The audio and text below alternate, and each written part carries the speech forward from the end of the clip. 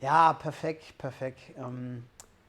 Perfekt ist wirklich ein sehr, sehr toller Song, sage ich so ganz uneitel, weil das Feedback sehr, sehr toll war. Auch einer der Songs, die 2019 in dieser Session entstanden sind, auf dem Schiff bei der TUI, auf dem Schlagerliner im September 2019, ist mir missglückt in erster Linie, weil ich wollte eine Nummer, die schunkelbar ist, die 6 Achtel hat, funktioniert.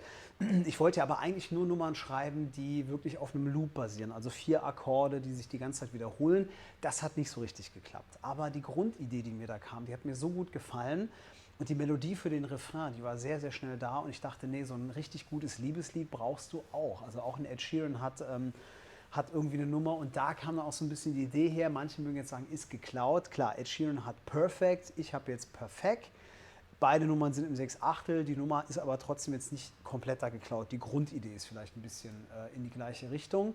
Wenn, dann ist es mir auch unbewusst passiert. Ist nur witzig, weil später kam mir dann so der Gedanke, ja krass, irgendwie schon viele Parallelen. Ähm, Das Schöne an dem Song ist, also er erzählt eigentlich so eine klassische Geschichte, relativ klassische Liebesgeschichte. Ich habe mir aber Mühe gegeben, das hoffentlich so ein bisschen auf ein anderes Tableau zu bringen. Die Idee ist halt so, man ist auf einer Feier oder auf einer Party. Ich habe so eine Zeltveranstaltung vor Augen, vielleicht ein, was auch immer in verschiedenen Regionen gefeiert wird, Kirmes, Schützenfest, Oktoberfest, irgendwas in die Richtung. Und man lernt diese Person gerade kennen und ist völlig fasziniert. Und die redet mit einem und man kriegt eigentlich gar nichts mit. Ne? Man hängt an den Lippen, aber man kann nicht sagen, was da gerade gesagt wird von der anderen Person, sondern man ist völlig im Treiben. Man ist einfach nur gefesselt von der Person. Und die Person ergreift die Initiative, zieht dich ins Zelt und fängt an zu tanzen. Das ist einfach wunderschön, obwohl du gar kein Tänzer bist, aber du bist halt gefangen. Und diese kleine Idee hat so Fahrt aufgenommen, dass ich mittlerweile regelmäßig für Hochzeiten gebucht werde, was ich natürlich in meiner Tätigkeit als Profimusiker schon viele, viele, viele Jahre mache, auf Hochzeiten singen.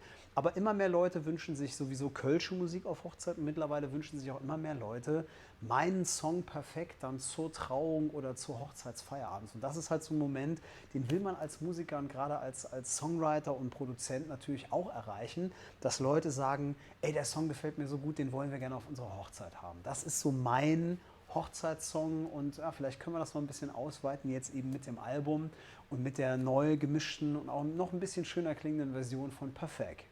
11